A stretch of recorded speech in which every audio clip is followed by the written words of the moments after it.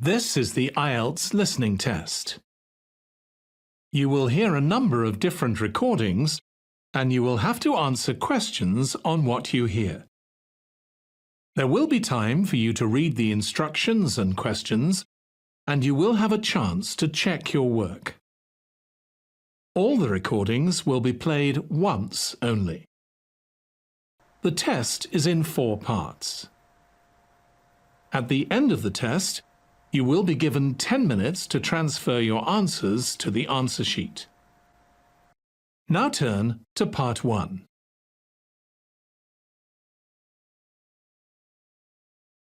Part 1. You will hear the manager of an electronic goods store giving instructions to her new assistant. First, you have some time to look at questions 1 to 3 on page 2.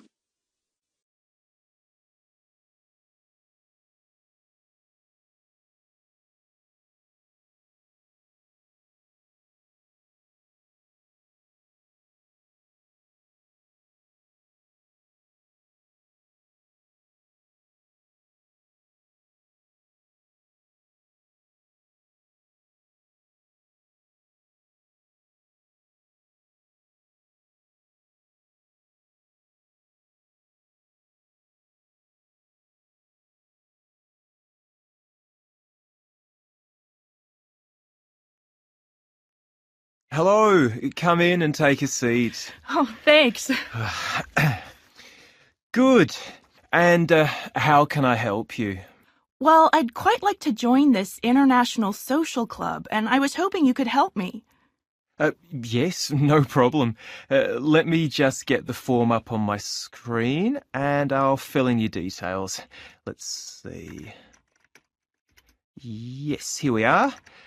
Okay, the first thing we need is your name. Jenny Fu. That's F-O-O. Okay, great. And can you tell me how old you are, Jenny? I'm 21. Great. And how long have you been here in Australia, by the way? I arrived just last month, 2 weeks before the start of the academic year, just to sort things out and settle in a bit. Good idea. Where are you from originally? I'm from Kuala Lumpur. That's where I was born and brought up. So you're Malaysian, are you? That's right. Though I lived in the United States for a couple of years when I was a teenager. We went there for my father's job. Right. And can you tell me your current address, please? Sure. Just at the moment, I'm lodging with a family at 13 Anglesey Road in Bondi. Okay, let me just type that in. How do you spell Anglesey, by the way? It's spelled Anglesea. Thanks. That's quite a long way from the city centre, isn't it? Is it a problem getting into the city centre? Not really, because the buses are good and it's a nice, quiet area to live in. That's true. So I guess you must have a cell phone number you can give me so we can keep you informed of events and so on. Yes. Let me just have a look. It's a new one, so I haven't learned the number yet. Here it is. It's 040-422-9160. 4229160. Okay, good. And you like the family you're living with? Sure. They've got a little boy who is quite noisy, but he's really no trouble. Fine. Now, let's see, what's next? Yep. Can you tell me what you do? I mean, are you working or studying? Well, at the moment, I'm doing a temporary job with a company here in Sydney. I'm an economist, in fact. Okay. And how long do you think you'll be here in Sydney? At least a year. I may look for work here afterwards. Great. Now, you want to join the International Social Club, and it will be good to know a bit about your free time interests as well. What do you like doing? Well, I'm quite musical, and I really enjoy singing. Back home, I sang with a band, just, for fun. But for me, what I like best is dancing. The modern sort, I really love it. Before you hear the rest of the conversation, you have some time to look at questions 4 to 10 on page 3.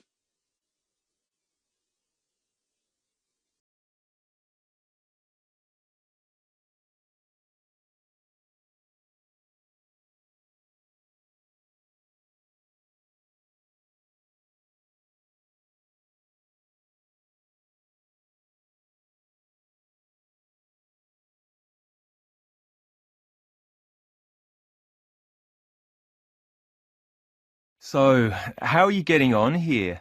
I mean, your level of English is better than most people who come from overseas to work. And you've got a really nice American accent, so I don't suppose you have any communication problems in the office. Though you might find some of our Australian slang more difficult to understand. Well, a bit. But I haven't met that many Australians yet, outside of work, I mean. Right.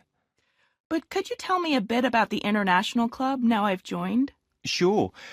We've got, let's see, currently about 50 members, but people join all the time, so I should think that figure will go up. Last year, we had 30 members, and the year before, just 18, so we're growing and getting better known. I reckon that at this rate, next year we'll have about 80. And does the club hold regular meetings? Yes, every second Thursday evening, in fact, so a couple of times a month. Though, of course, when you start making friends, you'll be getting together with them more often than that, I guess. The next meeting will be next Thursday, if I'm not mistaken. Yes, that's right. And what happens when the club meets? I mean, what sort of things are organized? The usual thing is for one of the members to give a little presentation about where they're from, their customs and so on. But from time to time they do other things, outings to places around Sydney, or meeting up to eat together in a restaurant, or go to a concert together, or something like that. Okay, that sounds fun. And the members aren't just people from other countries? Non-Australians, are they? No, not at all. The main point of the club is to give people like you the chance to mix in more with people from this country, people of all ages. You'll find us very friendly. I think the contact has a positive effect on visitors to this country. And in fact, it affects us locals positively as well. You know, it's a sort of intercultural experience for everybody. And of course, you should get the chance to do all sorts of activities with other members of the club if you want to. It's not just for talking. And hopefully you'll make friends with people who have similar interests. It sounds great. I'm really looking forward to the first meeting.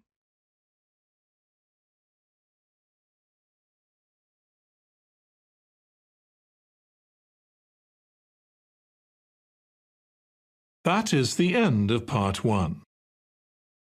You now have 1 minute to check your answers to part 1.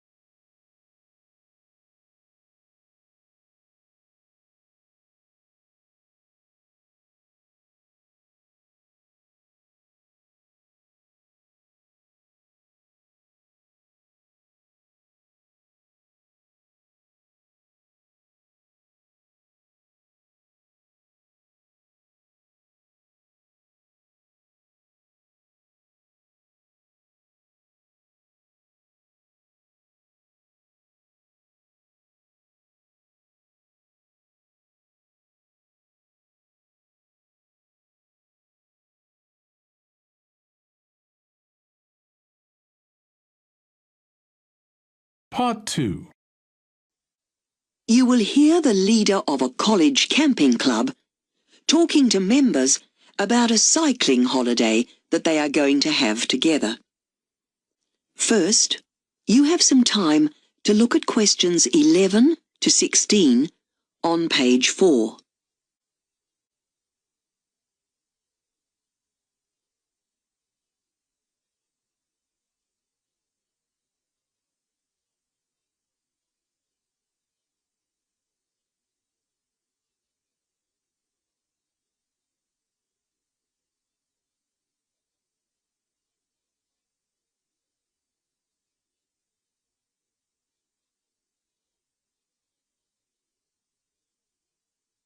Now listen carefully and answer questions 11 to 16. Right, now let me bring you up to date with arrangements for our cycling tour next month. First of all, there's the question of tents. As you know, the original idea was that I'd arranged to borrow some tents that belong to the college, but it turns out that the mountaineering club will be using them at the same time, so I'm afraid you'll have to bring your own. So could you let me know whether you'll be using a single tent or sharing, please? I'll need to know how many tents there'll be for when I make the reservation at the various campsites. Last time, some of you said you'd like to hire bikes and pick them up when we arrive, rather than taking your own with you.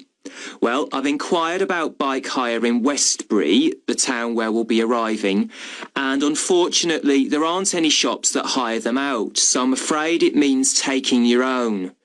I'll book them on the train when I book the train tickets, which reminds me I'll need to know the final number of people going so I can get a group discount on the train fare.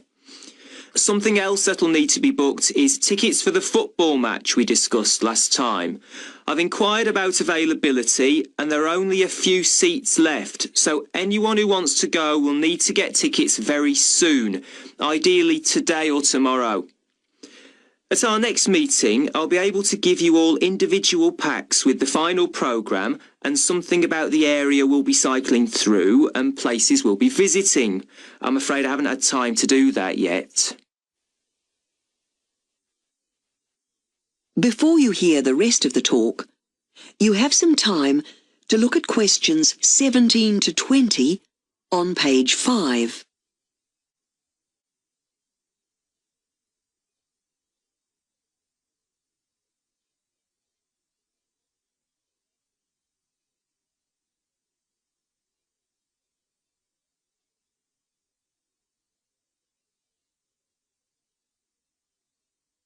Now listen and answer questions 17 to 20. Now I'll tell you briefly about some of the attractions in the places we'll be staying at. As I said, we'll be taking the train to Westbury, which has one or two very good restaurants. One thing that's definitely worth visiting there is the site where the original town was constructed nearly 1,000 years ago. There's not much of the original buildings left, but there's still plenty to see. The site is being excavated and you'll be able to help out if you want to. Our next overnight stop will be in the village of Cluny. There are several old barns here that have been converted into a museum showing the importance of sheep in the area over the centuries. The wool used to be sold for cloth and it made the district quite rich. There are plenty of photographs showing how agricultural workers used to live too. From there, we'll go on to Penally. Penally is famous for its Museum of Village Life, but that's being refurbished at the moment and isn't likely to reopen by the time we go there. But there's an open-air farmers market every day, selling fruits, vegetables, cheese and meat, all grown or processed within a few miles of the town and sold by the farmers themselves. It's definitely worth a visit.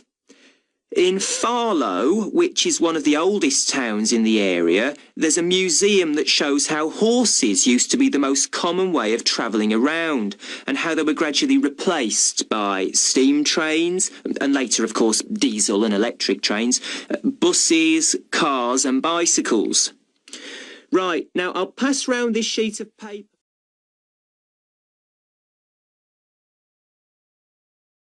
That is the end of part 2. You now have 30 seconds to check your answers to part 2.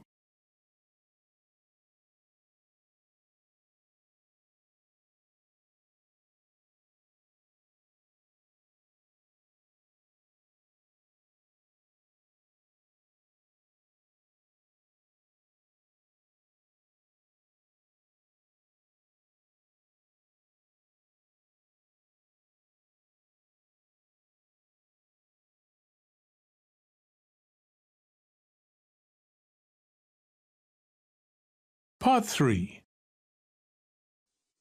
You will hear a conversation between a female student called Karen and her course tutor. First, You have some time to look at questions 21 to 27 on page 5.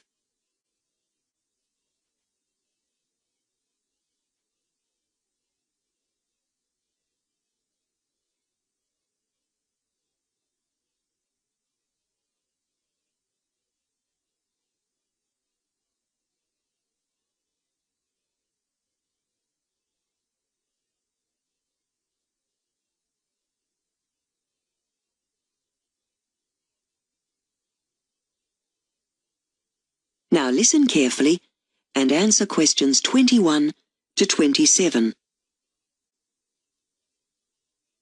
Oh, Karen. Hi. Come in.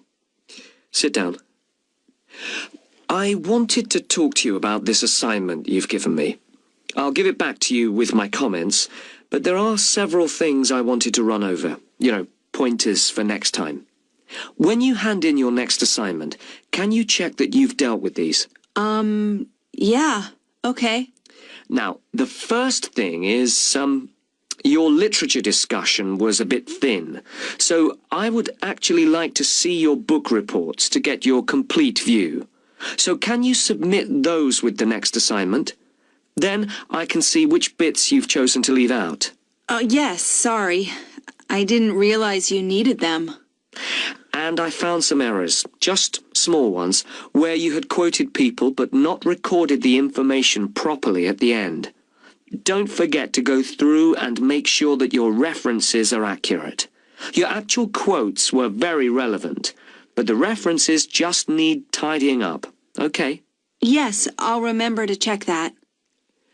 Now, you make some good points, but it might be helpful if you could see if you can include a few extra examples, just to really hammer the point home. Don't start writing more paragraphs, just slot them in at the end of what you've already written. Now, the thing you have to do if you really want to get better marks is to expand the ideas you're presenting. Then your argument becomes more convincing. Okay, fine. Can I talk to you about this presentation I've got to do? Yes, of course. Am I doing it next term? I can't remember what we said. Well, the thing is, Marco couldn't do it, so you agreed to do it at the next seminar, didn't you? So how can I help? Well, I was wondering, what do you consider to be the core part of the presentation? I mean, what should I focus on? Good question. Well, you have very little time, really, so it's absolutely essential for you to explain the experiment. Of course, you'll have a summary in the handouts you give out, but you need to go through it carefully when you do the presentation. And do I have to give you the abstract first, or shall I just email it to all the students? No, I do need to see it first. We'll get some printouts done. Now, they'll need to be done by the 3rd of December, so I'll need to see it by the 26th of November, if that's okay? Yes, fine. Oh, and I need to talk to you about where it will be. We've had problems with the rooms, because we'll need something bigger than usual. In our faculty, the only room free is the computer room, which is far from suitable. So we'll have to go across the road and do it in the chemistry lab. They've got all the proper overhead equipment in there as well. Okay, right. And I get a grade for this, don't I? Yes, your first one is graded by your tutor, but this one will be assessed by the professor. But don't be worried, it'll be fine. Before you hear the rest of the conversation, you have some time to look at questions 28 to 30 on page 6.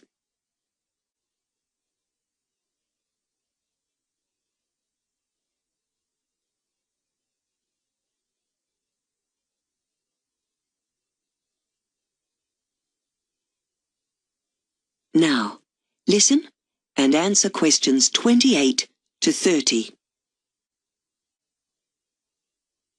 Oh, and I've sorted out my modules for next year. You asked me to tell you my choices. Yes. What have you decided? Oh, it was really difficult to decide.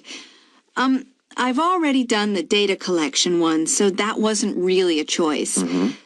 I couldn't make up my mind between language and society and communication skills. I read the syllabuses, but they sound more or less the same to me. Anyway, I went for communication skills in the end because I know the lecturer.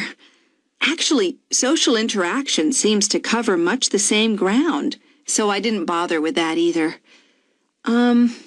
I thought discourse analysis looked really interesting, and in fact, they cover a little bit of research methodology in it, so I thought I'd do that rather than the full methodology course. Kill two birds with one stone, as it were. And then I fancied something completely different, so I thought psycholinguistics would be interesting. Unless you think it'll be more worthwhile for me to do the phonology course? No, I think you've made sensible choices. I'm glad you're organised. Okay, let's meet again in a couple of weeks to see how you're getting on. Okay, thank you. See you then.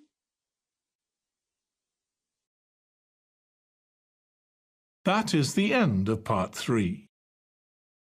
You now have 30 seconds to check your answers to Part 3.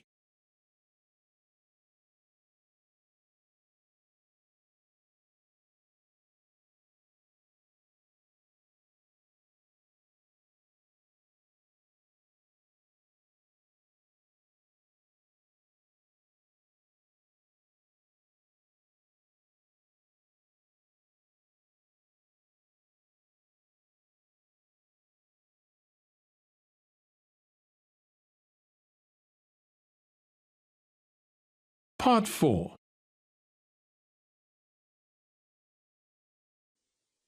You will hear a talk given by a specialist at a zoo about the implications of the extinction of species. First, you have some time to look at questions 31 to 40 on page 7.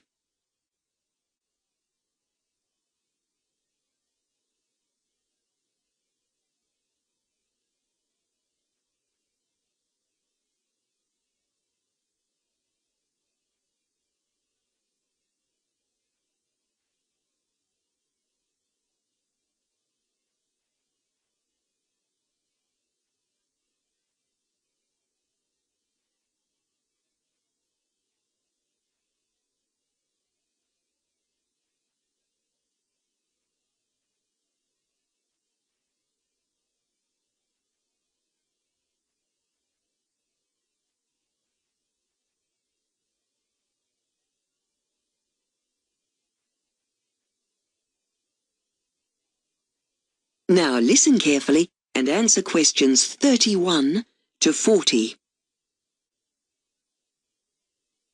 Good afternoon. From my work as curator at the Brisbane Zoo, it is becoming increasingly obvious to me that the animal world is a highly endangered one. It sometimes seems as though a new species is added to the endangered list every day, and a great deal of this is due to human activity. You may have read about the orange-bellied parrot colonies in South Australia. These are under threat from wind farms. So even our attempts to save energy can have a negative impact. A further example is provided by the expansion of our cities. Here in Australia, many species of frog are losing their habitat as a direct result of this urban development. What's more, thanks to the increasing use of pesticides, fewer insects are surviving. Many species depend upon these as a food source, birds in particular, and so their numbers are declining as well. So, even in rural areas, we are having a damaging effect on species.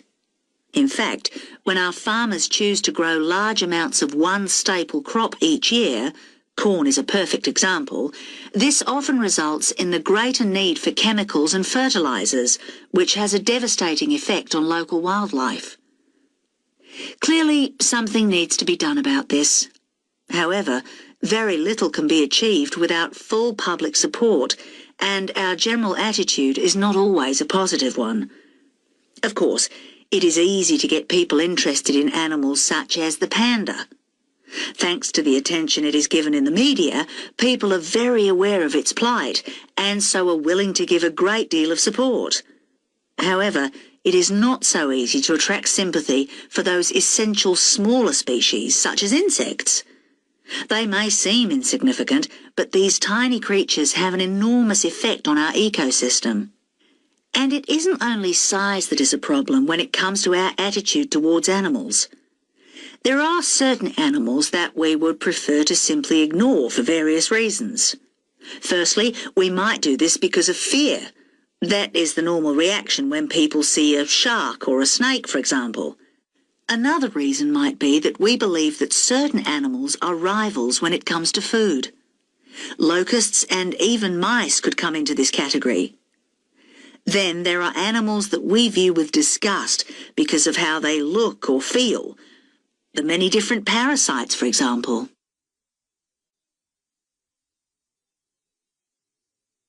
You may well ask, what does it matter if any of these species dies? Extinction is a fact of life, after all. I would argue that there are several reasons to be concerned about the extinction of any species. Each species helps us to understand more about how our ecosystem works. One species can be linked to many others in the food chain, for example. And, inevitably, they all lead back to us in some way. We now know that the more complex the ecosystem is, the more stable it is. When this is the case, large numbers of one animal are quickly controlled by outbreaks of its predators.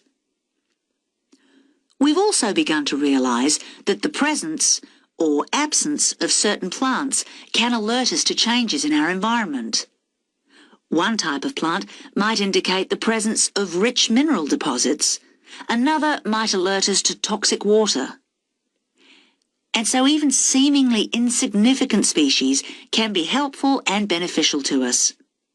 This is especially true in the area of medicine. There are many well-documented cases of the health benefits of pet ownership, especially with the ill or the handicapped. But not many people know that spiders are also being used in medicine. The cobwebs they make can be used to assist with certain blood disorders. It actually helps blood to clot. Imagine how much more there is for us still to discover from plants and animals. But we can only do this if we can save these creatures from extinction. Perhaps, in the end, it is our self-interest that will save the animals. That is the end of Part 4. You now have 1 minute to check your answers to Part 4. That is the end of the listening test. In the IELTS test, you would now have 10 minutes to transfer your answers to the answer sheet.